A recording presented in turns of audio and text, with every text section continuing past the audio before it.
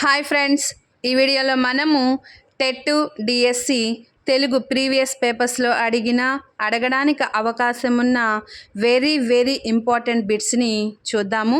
Friends, తప్పనిసరిగా ఈ బిట్స్లో మీకు రావడానికి ఈసారి డిఎస్సిలో కానీ టెట్లో కానీ అడగడానికి అవకాశం ఉంటుంది కాబట్టి చాలా జాగ్రత్తగా వినండి ఫ్రెండ్స్, నేర్చుకోండి. ఇప్పుడు మనం కొన్ని ఇంపార్టెంట్ బిట్స్ని చూద్దాము. ఒకటవది, మానవుడి యొక్క వాగేంద్రియం నుంచి పుట్టిన శబ్దాన్ని ఏమంటారు? ఆన్సర్ ధ్వని. మానవుని యొక్క వాగేంద్రియం నుంచి పుట్టిన శబ్దాన్ని ధ్వని అంటారు. రెండవది, ధ్వనులు ఎన్ని రకాలు? ధ్వనులు 2 రకాలు. 1 అర్థవంతమైన ధ్వని, 2 అర్థరహితమైన ధ్వని. మూడవ ప్రశ్న, అర్ధభేదక శక్తి కలిగిన కనిష్ట ధ్వనికి ఏమని పేరు? అర్ధభేదక శక్తి కలిగిన కనిష్ట ధ్వనికి వర్ణం అని పేరు. ఆన్సర్ వర్ణం. నాలుగవది, బొమ్మ అనే పదంలో వర్ణాల సంఖ్య. బొమ్మ అనే పదంలో వర్ణాల సంఖ్య 5. ఈ బొమ్మ అనే పదాన్ని మనం చూసుకున్నట్లయితే బు ప్లస్ ఓ ప్లస్ ప్లస్ ప్లస్ ఆ మొత్తము 5 వర్ణాలు ఉన్నాయి. ఇది మనకి డిఎస్సిలో అడిగిన ప్రశ్న. తర్వాత 5వది, తప్పకుండా అచ్చు కలిగిన వర్ణాన్ని ఏమంటారు? తప్పనిసరిగా అచ్చు కలిగిన వర్ణాన్ని అక్షరం అంటారు. అక్షరం. 6వది, అచ్చ తెలుగు భాషకు అక్షరములు ఎన్ని? ఆన్సర్ 36. 7వది, ఆంధ్ర భాషకు అక్షరములు ఎన్ని? 56. 8వది, సంస్కృత భాషకు అక్షరములు ఎన్ని? సంస్కృత భాషకు అక్షరములు 50.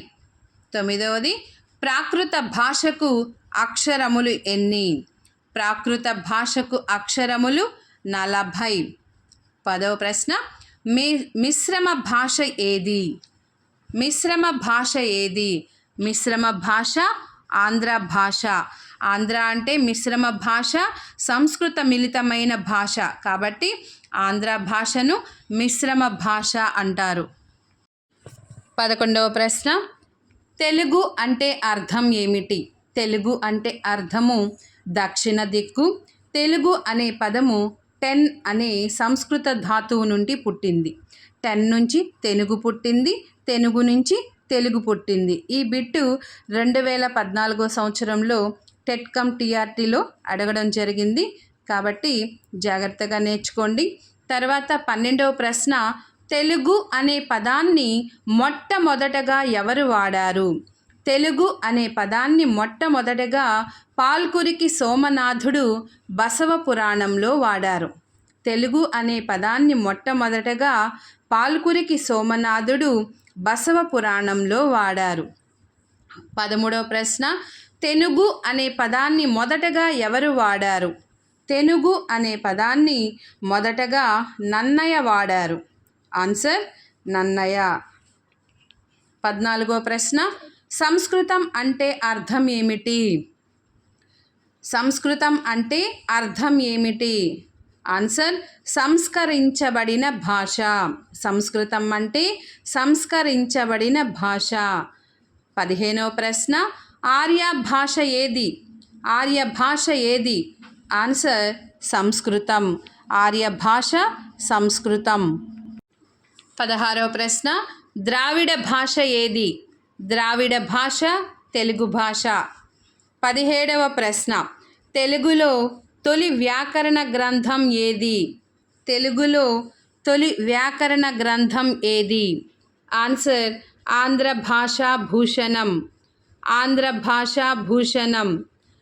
18వ ప్రశ్న, ఆంధ్ర భాషా భూషణాన్ని ఎవరు రాశారు? ఆన్సర్ కేతన. 19వ ప్రశ్న, తిక్కన శిష్యుడు ఎవరు? ఆన్సర్ కేతన. తిక్కన శిష్యుడు కేతన.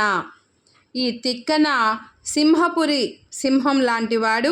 ఈయన నెల్లూరికి చెందినవాడు. 20వ ప్రశ్న, తల్లి సంస్కృతంబు ఎల్ల భాషలకు అన్నది ఎవరు?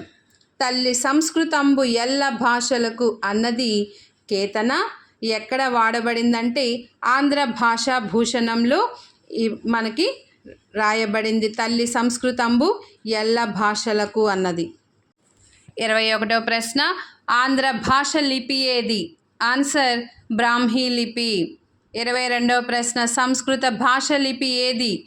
దేవనాగరి లిపి. సంస్కృత భాష లిపి దేవనాగరి లిపి. 23వ ప్రశ్న, ప్రాకృత భాష ఎన్ని రకాలుగా ఉంటుంది? ప్రాకృత భాష ఎన్ని రకాలుగా ఉంటుంది? ఆన్సర్ 6 రకాలు. ప్రాకృత భాష 6 రకాలుగా ఉంటుంది. ప్రాకృత భాషకు అక్షరాలు 40. 6 రకాలు ఏంటంటే పైశాచి, మాగధి, అర్ధమాగధి, సోరసేన, చూలిక, అపభ్రంశ ప్రాకృతం. ఇలాగా మనకి 6 రకాలుగా ఉంటుంది. ఇది ఎస్ఏ ప్రశ్న అయితే ఒకసారి ఎస్జిటిలో అడగడం జరిగింది. కాబట్టి ఫ్రెండ్స్ జాగ్రత్తగా నేర్చుకోండి. ప్రాకృత భాష 6 రకాలుగా ఉంటుంది. ప్రాకృత భాషకు అక్షరాలు 40. పైశాచి, మాగధి, అర్ధమాగధి, సూరసేన, చూలిక, అపభ్రంశ ప్రాకృతం. ఇలా ప్రాకృత భాష 6 రకాలు. 24వ ప్రశ్న, ప్రాకృత భాషలో వ్రాయబడిన గ్రంథం. ప్రాకృత భాషలో వ్రాయబడిన గ్రంథం గాథా సప్తశతి. ప్రాకృత భాషలో వ్రాయబడిన గ్రంథం గాథా సప్తశతి. గాథ అనగా ఛందస్సు, కంద పద్యాలు, 700 శృంగార కథలు, మొత్తం ఇలా ఉంటుంది. ఇది 2014 డిఎస్సిలో అడగడం జరిగింది. 25వ ప్రశ్న, తెలుగులో మొట్టమొదటి పదము ఏది? తెలుగులో మొట్టమొదటి పదము ఏది? ఆన్సర్ నాగబు. నాగబు అనేది తత్సమ పదము. సంస్కృత ప్రాకృత తుల్యమైన భాష కాబట్టి తెలుగులో మొట్టమొదటి పదము నాగబు. 26వ ప్రశ్న, నాగ అనే పదానికి అర్థం ఏమిటి?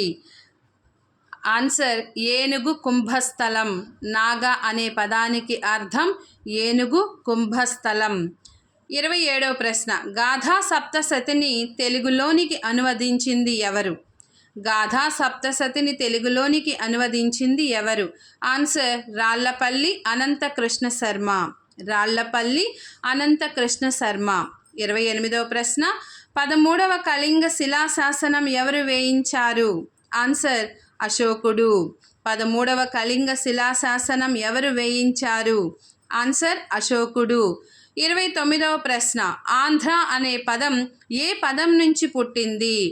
ఆంధ్ర అనే పదం అంధక అనే పదం నుంచి పుట్టింది. 30వ ప్రశ్న, ఆంధ్ర అనే పదాన్ని జాతిపరంగా వాడింది ఎవరు? ఆంధ్ర అనే పదాన్ని జాతిపరంగా మొట్టమొదటగా వాడింది మెగస్తనీస్.